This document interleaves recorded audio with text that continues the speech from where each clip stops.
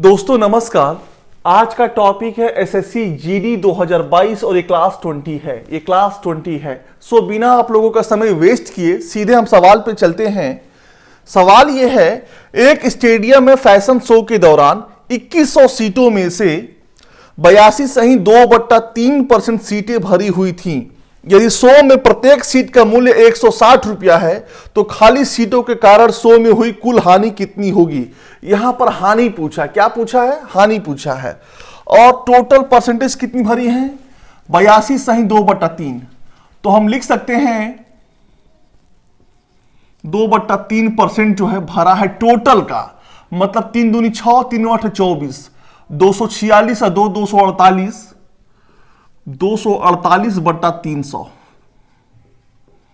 तो ध्यान दीजिएगा, आप जो है मैंने बताया कि नीचे वाले को मान लीजिए, चूंकि यहां पर दिया हुआ 2100 तो भी आप मानिए, जिससे जल्दी हो वही तरीका अपनाते हैं। 300 मान लेते हैं कि टोटल सीट है। इस 300 में ये 248 भरा हुआ है। टोटल सीट 300 है, 248 भरा हुआ है, तो खाली कितना है? 300 माइनस 248 मतलब 52 सीट खाली है। 52 सीट खाली है। तो हम कह सकते हैं 2100 जो सीट है, टोटल सीट 2100 है, दिया हुआ है, ये 300 के बराबर है। तो 52 सीट कितने के बराबर होगा? टोटल 300 यूनिट जो है ये 2100 के बराबर है, तो 52 सीट कितने सीट के बराबर होगा? ये 52 जो यूनिट है ये कितनी सीट के बराबर होगा? और जो आंसर आएगा तो दिया हुआ है कि एक सीट का मूल्य जो है 160 रुपया है। तो 160 सीट का मतलब टोटल उससे क्या निकल जाएगा? हानि निकल जाएगा। टोटल हानि निकल जाएगा। ध्यान दीजिएगा, यहां पे ये होता है, नीचे वाले को हम मान लिए कि टोटल सीट है, इसमें से 248 भर गया है तो खाली हमारा 52 बचा। तो 300 यूनिट बराबर 2100, तो खाली 52 है। तो टोटल जो आएगा, एक टिकट का मूल्य 160 रुपया है, तो टोटल से जब हम मल्टीप्लाई करेंगे तो यहां पैसा आ जाएगा, मतलब टोटल हमें हानि कितनी पैसे की हुई वो आ जाएगा। तो 370 2100 और 52 सत्ते कितना होता है? 7 दूनी 14 के 4, 7 5 35 1 36, 364 गुणे 160 बराबर 16 चौके 64 के 4, हाथ में लग गया 6 और 16 6 96, 16 6 96, 6 102 के 2, हाथ में लग गया 10 और 16 ये 48 10 58 और ये 0 उतर जाएगा। मतलब हमें इतने रुपये की हानि हुई, इतने रुपये की हानि हुई। इस सवाल में कुछ नहीं था। आगे बढ़ते हैं।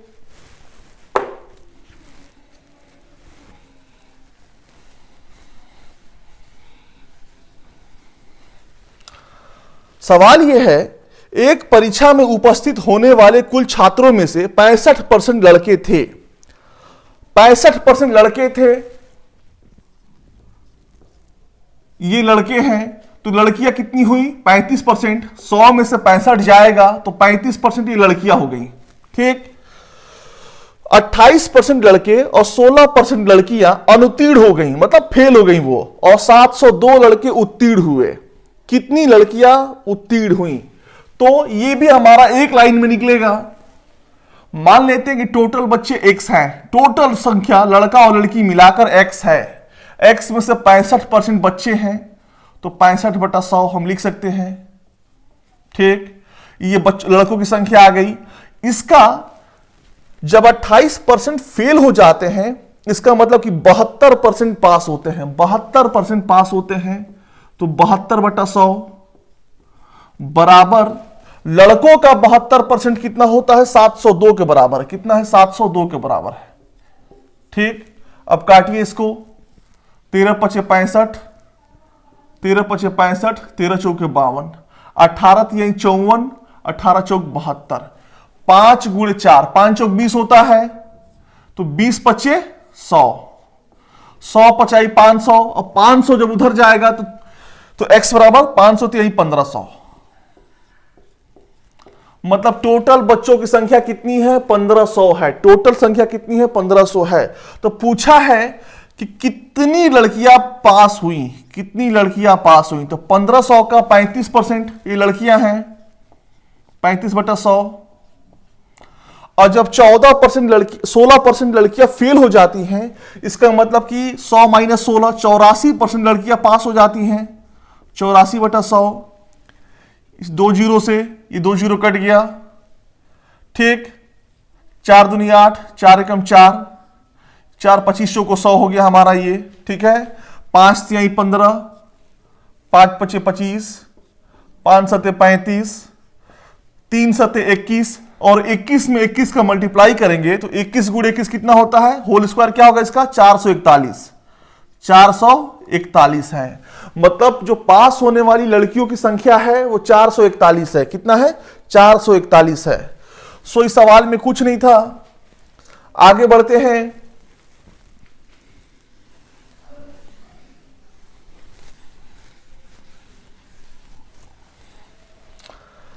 सवाल यह है कि ए एक काम को 40 दिनों में कर सकता है, वह 10 दिनों तक इस पर काम करता है और फिर शेष काम को बी अकेले 45 दिनों में पूरा करता है। ए और बी एक साथ मिलकर कितने दिनों में इस काम का 75% भाग पूरा कर लेंगे। ध्यान दीजिएगा, इसको बिल्कुल बेसिक से बताएंगे और बेसिक ही ट्रिक है, जो बेसिक है वही ट्रिक है। ए जो है 40 दिन में करता है पूरा काम, इसका मतलब एक दिन में करेगा वो, एक दिन में 1/40 करेगा। ए अगर 40 दिन में करता है तो एक दिन में 1/40, तो 10 दिन में 10/40, 10 दिन में हमें एक दिन का पता है और 10 दिन का पूछा है तो 10 1/40 है ये, 10 दिन का 10/40, 10 चौको 40, मतलब 1/4 काम जो है ये ए अकेला किया है, ए अकेला किया है।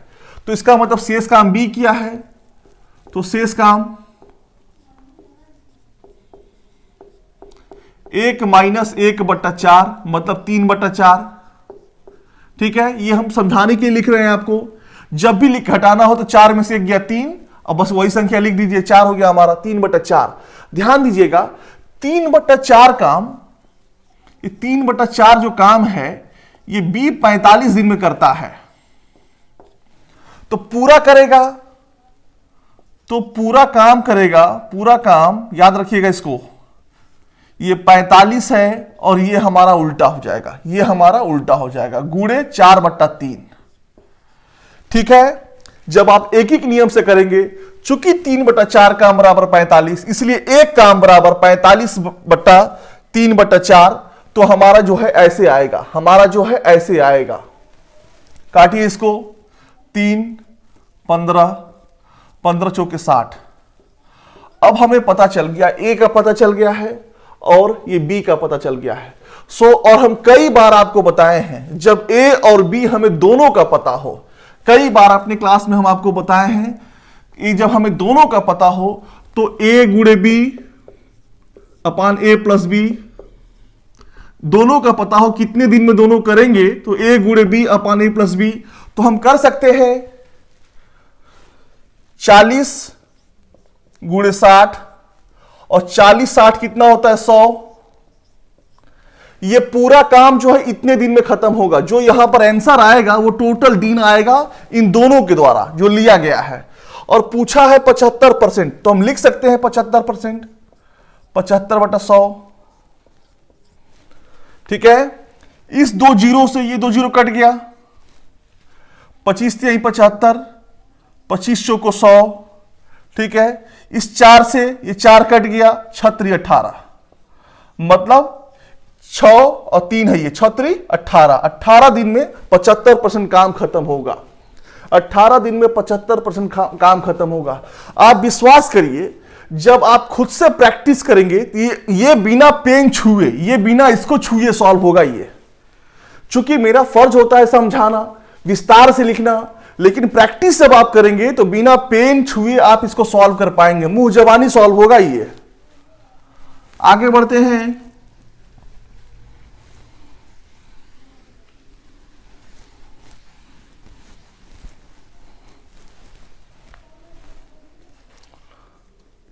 सवाल यह है, एक शंकु के आधार का व्यास उसकी ऊंचाई का 1.5 गुना है। यदि इसका वक्र पृष्ठीय क्षेत्रफल 480 पाई सेंटीमीटर स्क्वायर है तो इसकी तिर्यक ऊंचाई ज्ञात करें। तो 1.5 गुना का मतलब क्या होता है, 1.5 गुना का मतलब क्या होता है? दशमलव हटाने के लिए हम लिख सकते हैं, 15/10। ध्यान दीजिएगा, 5 तिहाई 15, 5 दूनी 10। तो ऊंचाई का 3/2 गुना हमारा ये क्या है, व्यास है, हमारा ये व्यास है। तो ये हाइट है और ये डायमीटर हमारा है, ये ठीक है, ये हमारा, हां ठीक। तो हाइट हमारा कितना हो गया, 2x। तो हमारा व्यास कितना हो गया, 3x। और जो त्रिज्या होता है, जो रेडियस होता है, हमेशा व्यास का आधा होता है, तो 3x/2। चूंकि ये बट्टा में आ गया और मुझे बट्टा से परेशानी होती है, जहां तक हो सके आप बट्टा से बचिए, जहां तक हो सके। तो 2 दूनी 4x, 3x और ये 2 3 6x, ये कितना होगा, ये 2 दूनी 4, 2 3 6 और 3x उतर जाएगा, ठीक है। अब ये हमारा निकल गया। तो दिया ये है कि पाई RL बराबर 480 पाई है। पाई से पाई खत्म हो गया, RL। तो R बराबर कितना दिया हुआ है, R बराबर 3x, R बराबर 3x। तो हम लिख सकते हैं 3x गुणे, और L का मान कितना है, √h² प्लस R²। तो h कितना है, h हमारा 4 है ये, तो 4x का होल स्क्वायर कितना होगा, 16x²। हम डायरेक्ट लिख दिए, या 4x का ऐसे करके होल स्क्वायर हम नहीं लिखे, h²। 4x का होल स्क्वायर कितना होगा, 16x 4 चौके 16, 16x² plus h² plus R²। R कितना है हमारा, 3x है, तो 3 का होल स्क्वायर 9 होता है, तो 9x², ठीक है, बराबर ये 480 है। ध्यान दीजिएगा, तो हमारा 480 है ये। तो 16 9 25, 16 9 25, 25x²। जब ये बाहर आएगा 25x² तो गुणे 5x हो जाएगा, बराबर 480। ध्यान दीजिएगा, ये टोटल जो है यहां से यहां तक ये L है ये, और यही L हमारा पूछा है, यही L हमारा पूछा है। तो 15x बराबर 480 होगा, सॉरी 15x²। तो x² बराबर 480/15, तो 15 तिहाई 45, 15 दूनी 30। x बराबर x² बराबर 32। तो इसीलिए x बराबर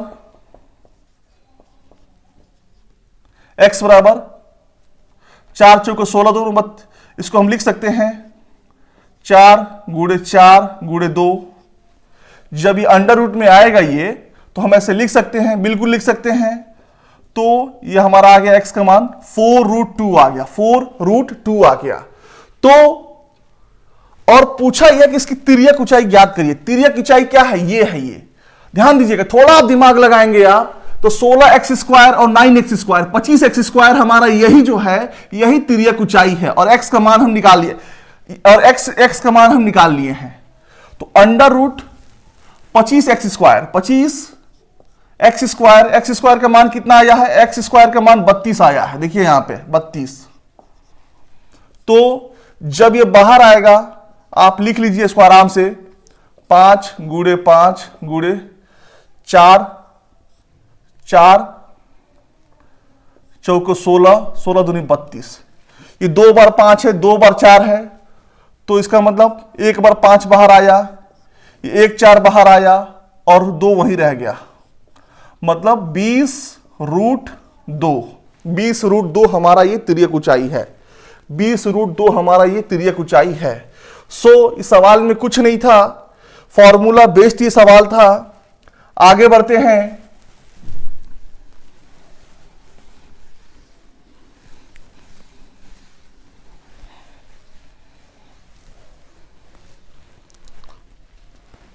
सवाल यह है, 62 पुस्तकों का क्रय मूल्य 50 पुस्तकों के विक्रय मूल्य के बराबर है, लाभ प्रतिशत ज्ञात करें। तो 62, ध्यान दीजिएगा, 62 पुस्तकों का क्रय मूल्य मतलब कॉस्ट प्राइस बराबर 50 पुस्तकों का विक्रय मूल्य मतलब सेलिंग प्राइस। तो ये सीपी है और ये एसपी है, सेलिंग कॉस्ट प्राइस और सेलिंग प्राइस। जब ये नीचे आएगा, सेलिंग प्राइस ये 50 और ये 62, काटिए इसको, 2 25 31, 25/31 मतलब अगर क्रय मूल्य हमारा 25 रुपया है तो विक्रय मूल्य 31 रुपया है। तो लाभ प्रतिशत बराबर, लाभ परसेंटेज बराबर लाभ कितने का है, 31 में से 25 गया 6 रुपया। ये क्रय मूल्य है, ये विक्रय मूल्य है, तो लाभ कितना हुआ, तो 31 में से 25 गया 6 बट्टा क्रय मूल्य 25 है गुणे 100, 25 चौको 100 मतलब 4 छक्के 24%। 4 छक्के जो है 24% जो है ये हमारा लाभ हुआ।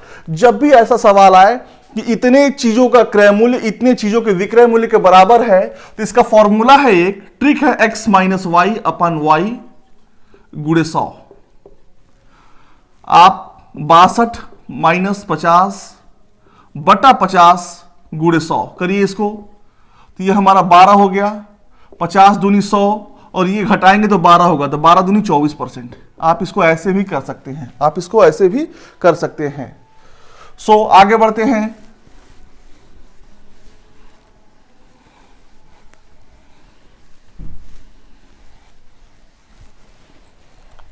सवाल यह है, दो ट्रेनें ए और बी एक ही दिशा में क्रमशः 80 किलोमीटर प्रति घंटा और 100 किलोमीटर प्रति घंटा की समान चाल से चल रही हैं। ट्रेन ए एक ही स्टेशन से ट्रेन बी से 30 मिनट पहले निकलती है। ट्रेन ए को कितने समय में पार कर जाएगी। मतलब स्टेशन हमारा एक ही है, दोनों ट्रेनें एक ही स्टेशन से खुल रही हैं, बस टाइमिंग का अंतर है। एक ट्रेन आधा घंटा पहले खुल जाती है, तो पूछ रहा है कि दूसरी ट्रेन कितने देर में पहली वाली ट्रेन को पकड़ लेगी। ठीक है, उसको पीछे कर देगी। अपनी भाषा में जो आप समझना चाहें समझिए इसको। तो मैंने आपको बताया था, ये जानने के लिए हमें दूरी का पता होना जरूरी है। तो दूरी बराबर, मैंने एक तरीका आपको सिखाया है, दूरी बराबर चालों का गुणनफल। पहली चाल 80 है, दूसरी चाल हमारा 100 है, और इन दोनों का अंतर कितना होगा। इन दोनों का अंतर जो होगा वो हमेशा 1/, पे लिखा जाएगा, हमेशा 1/, पे लिखा जाएगा। एक तो रहेगा ही, और इन दोनों का अंतर, तो 100 में से 80 गया 20, और जो खुलने का जो अंतर है वो 30 मिनट का है। 30 मिनट का है, तो मिनट को हम जब घंटा में कन्वर्ट करेंगे तो 30/60। ठीक, 20 चौके 80, 30 दूनी 60, 2 दूनी 4, दूरी बराबर कितना हो गया 200 किलोमीटर। 200 किलोमीटर। तो दूसरी ट्रेन की स्पीड जो है वो 100 किलोमीटर है। जाहिर सी बात है, जब वो तेज चलेगी तो पहली वाली को पकड़ लेगी वो, और हमारा दूरी ये दिया है, तो समय बराबर दूरी बटा चाल 200 बट्टा हमारा ये 100 हो गया, मतलब 2 घंटा। 100 दूनी 200, मतलब 2 घंटा लगेगा पहली वाली ट्रेन को पकड़ने में, उसको पीछे करने में। ठीक है, सो आगे बढ़ते हैं।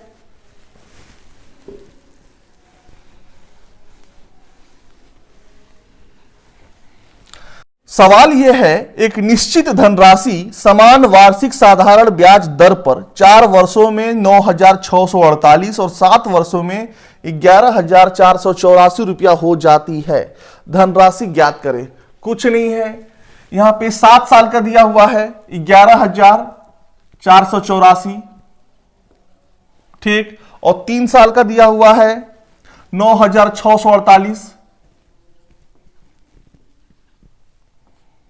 ठीक है, तो 14 में से 8 गया 6, 8 में से 4 गया 4, नहीं यहां पर 7 में से 4 गया 3 होगा ना, 7 में से 4 गया 3, 14 में से 6 गया 8, और 10 में से 9 गया 1।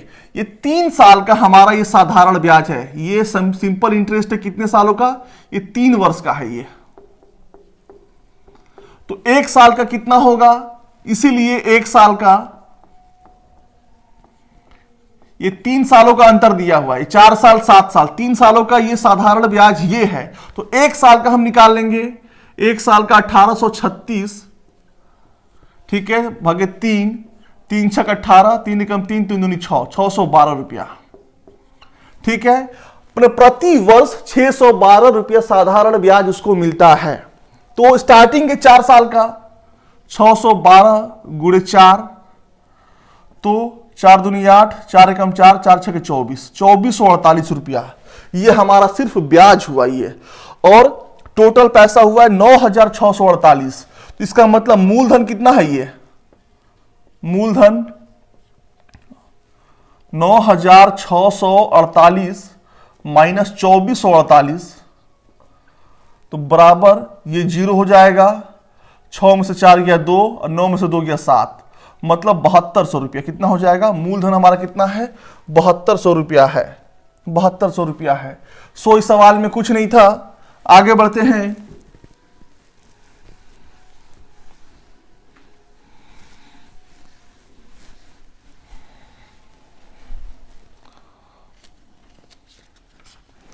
सवाल यह है 23 संख्याओं का औसत 45 है, प्रथम 12 संख्याओं का औसत 40.5 है और अंतिम 6 संख्याओं का औसत 48.5 है। शेष संख्याओं का औसत क्या होगा? तो 45 औसत है और संख्याएं 23 हैं, तो टोटल संख्या कितना होगा? टोटल कितना होगा? 23 + 115 के 5, हाथ में लग गया 11 और 2300 को 92, 11, 102, 103 हो जाएगा। 103 टोटल हमारा ये हो गया। और स्टार्टिंग का 12 का औसत कितना है? 40.5 है। 40 ये 0.5 गुणे 12, हम लिख सकते हैं 12 × 5 = 60, 12 × 4 = 48। दशमलव यहां बैठाएंगे तो कट जाएगा, ये 486 हो गया। फिर 48.5 गुणे 5, 5 × 5 = 25 के 5, नहीं 6 संख्या है ना, यह 6 संख्या है, तो 6 × 5 = 30 के 0, हाथ में लग गया 3, 48 × 288, 3 और 291, दशमलव कट जाएगा ये। अब इनको जोड़ दीजिए, टोटल कितना हो रहा है? 6 × 1 = 7, 8 × 9 = 17 के 7, हाथ में लग गया 1, 4 × 2 = 6 × 1 = 7, 777। माने 18 संख्याओं का जो योगफल है वो 777 है। तो 1035 माइनस 777 बटा, पूछा कितना है? अंतिम संख्याओं का। शेष संख्या कितनी है? 5 है। टोटल 23 था, 12 × 6 = 18 है यहां पे, तो 23 में से 18 गया 5, अब 15 में से 7 गया 8, 12 में से 7 गया 5, 9 में से 7 गया 2, 258 बटा 5। ये कट रहा है? नहीं कट रहा है, भाग दीजिए इसको यहीं पे। 5 × 5 = 25, 5 एकम 5, तो 3 बचा, दशमलव बैठाएंगे, 5 × 6 = 30, 51.6 हमारा कितना आएगा? 51.6 आंसर आएगा। सो इस सवाल में कुछ नहीं था। आगे बढ़ते हैं।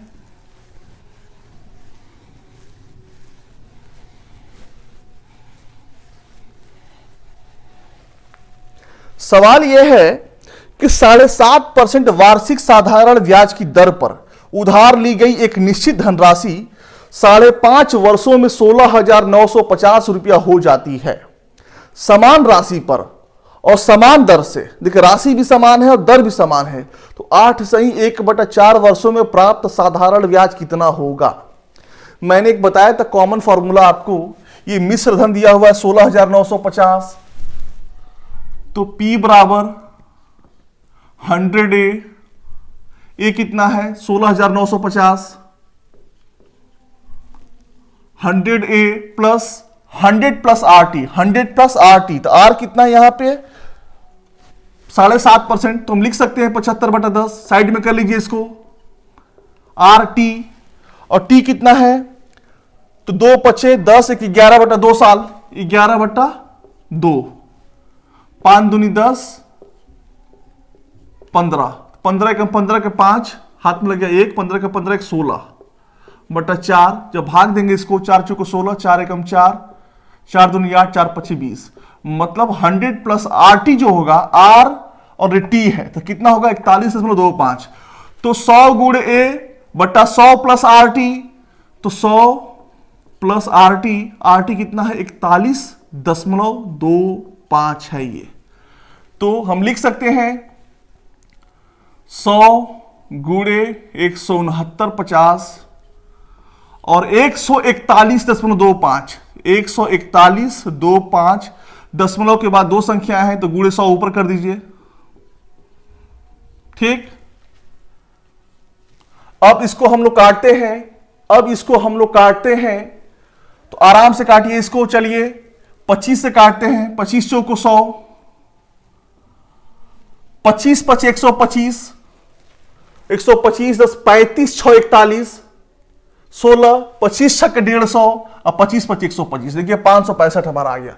जब काटेंगे आप तो इसको 565 आएगा। और ध्यान दीजिए, चूंकि 565 में 3 का यदि मल्टीप्लाई हो जाता है तो ये पूरा कट जाएगा। कैसे पता चलेगा? जब जाहिर सी बात है सब काटना ही है तो करने में देखने में क्या दिक्कत है। एक बार 3 पचे 15 होता है, तो यह हमारा 3 बार में कटा, 0 उतर गया, 30 हो गया हमारा। तो 3 चौके 12 और 2 0 और 1 0, मतलब 12,000 रुपया जो है ये हमारा मूलधन है। अब दिया है कि समान राशि पर समान दर से, राशि चूंकि समान है और दर भी समान है, पूछा साधारण ब्याज है, तो साधारण ब्याज बराबर P R कितना है 7.5, तो हम लिख सकते हैं 75/10। और T कितना है 8 से 1/4 बटा 4 8 32 1 33 33/4, तो PRT बटा 100, तो हम लिख सकते हैं 1/100। ये 2 0 और 1 0, 3 0 हो गया, 3 0 से 3 0 कट गया, 4 तिहाई 12, 4 तिहाई 12, 25 75 तिहाई कितना होता है 75 तिहाई होता है 225, 225 गुणे 33, 33 पचे 165 के 5, हाथ में लग गया 16, और 33 दूनी 66, 66 और 16 82 के 2, हाथ में लग गया 8, और 33 दूनी 66 और 8 74, 6 8 14, हाँ 74, 7,425 रुपया हमारा ये साधारण ब्याज आ गया। सो आगे बढ़ते हैं।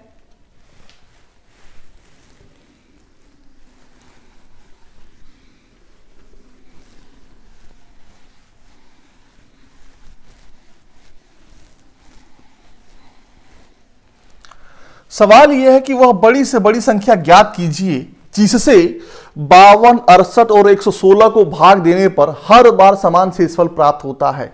ध्यान दीजिएगा, जिससे मतलब ये 52 है, ये हमारा भाज्य है।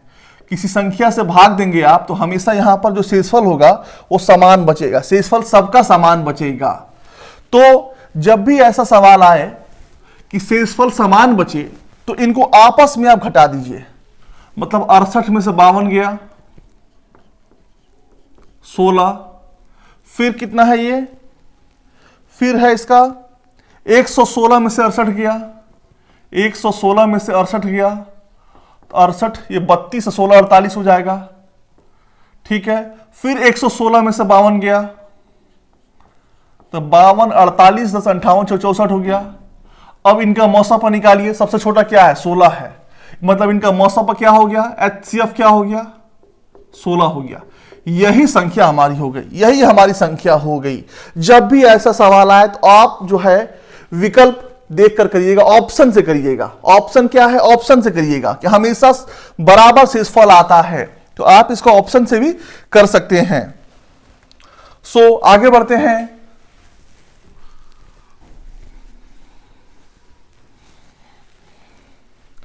छह और 42 का तृतीय अनुपाती ज्ञात करिए। ये 6 और 42 का तृतीय अनुपाती पूछा है।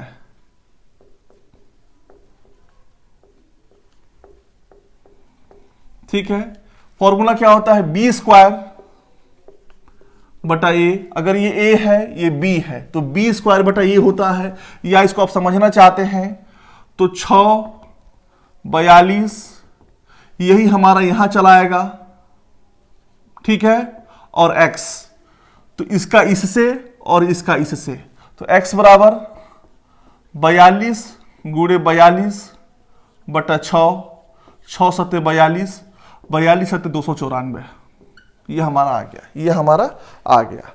सो आगे बढ़ते हैं। सवाल ये है, पहले इसको मिटाइए। सवाल यह है, एक समचतुर्भुज का परिमाप 148 सेंटीमीटर है और इसका एक विकर्ण 70 सेंटीमीटर है। समचतुर्भुज का क्षेत्रफल ज्ञात करें। सो कुछ नहीं है, जब P बराबर दिया हुआ है 148, इसलिए A बराबर 148 बट्टा 4, A को हम भुजा मान लिए हैं तो 4 3 12, 4 7 28, A बराबर 37 हो गया। एक हम कॉमन फॉर्मूला आपको बताएंगे। कॉमन फॉर्मूला ये है कि 4a स्क्वायर बराबर होता है d1, मतलब पहले विकर्ण का होल स्क्वायर, ठीक है, प्लस दूसरे विकर्ण का होल स्क्वायर, ये बीच में प्लस है 4a स्क्वायर। इस फॉर्मूले से आप क्या निकाल सकते हैं? आप भुजा निकाल सकते हैं, आप परिमिति निकाल सकते हैं, आप विकर्ण पहला निकाल सकते हैं, दूसरा विकर्ण निकाल सकते हैं। ये हमारा एक कॉमन फॉर्मूला है, कॉमन फॉर्मूला हमारा ये है, ठीक। तो यहां पे 37 है तो 4 गुणे 37 का होल स्क्वायर, d1 कितना दिया हुआ, पहला विकर्ण 70 दिया हुआ है तो 70 का होल स्क्वायर, इसका हमें नहीं पता है तो ऐसे लिख देंगे। तो 37 का होल स्क्वायर होता है 1369। चूंकि मुझे स्क्वायर भी याद है या टेबल भी, चलिए इसको मल्टीप्लाई कर लेते हैं। 37 है ये, 37 सत्ते 259 के 9, हाथ में लग गया 25, और 37 111, 25 136, 1369 आएगा। 4 से गुणा करिए, 4 9 36 के 6, हाथ में लग गया 3, और 4 6 के 24, 3 27 के 7, हाथ में लग गया 2, और 13 6 52 2 54, 5476। तो 5476 ये आएगा मल्टीप्लाई करने पे। और ये जब इधर आएगा 70 का होल स्क्वायर क्या होगा, 4900। जब ये 4900 इधर आएगा बराबर d2 का ये होल स्क्वायर, तो 4900 मतलब 100 जोड़ेंगे तो 5000 हो जाएगा, और 476 मतलब 576 बराबर d2 का होल स्क्वायर। ये 576 ध्यान दीजिए किसका होल स्क्वायर है, ये इसको पहचानिए। तो 24 का है, किसका है ये, 24 का है। तो d2 बराबर, मैंने दूसरा विकर्ण कितना आ गया हमारा, 24 आ गया।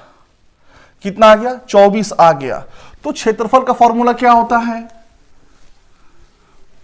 क्षेत्रफल का फॉर्मूला क्या होता है, एरिया बराबर, एरिया मतलब क्षेत्रफल 1/2, पहला विकर्ण गुणे दूसरा विकर्ण, तो 1/2, पहला 70 है, दूसरा हमारा 24 है, काटिए 12 12 7 84, 840 है। ये कितना है, ये 840 है, 840 है। सो एक आखिरी सवाल लेते हैं।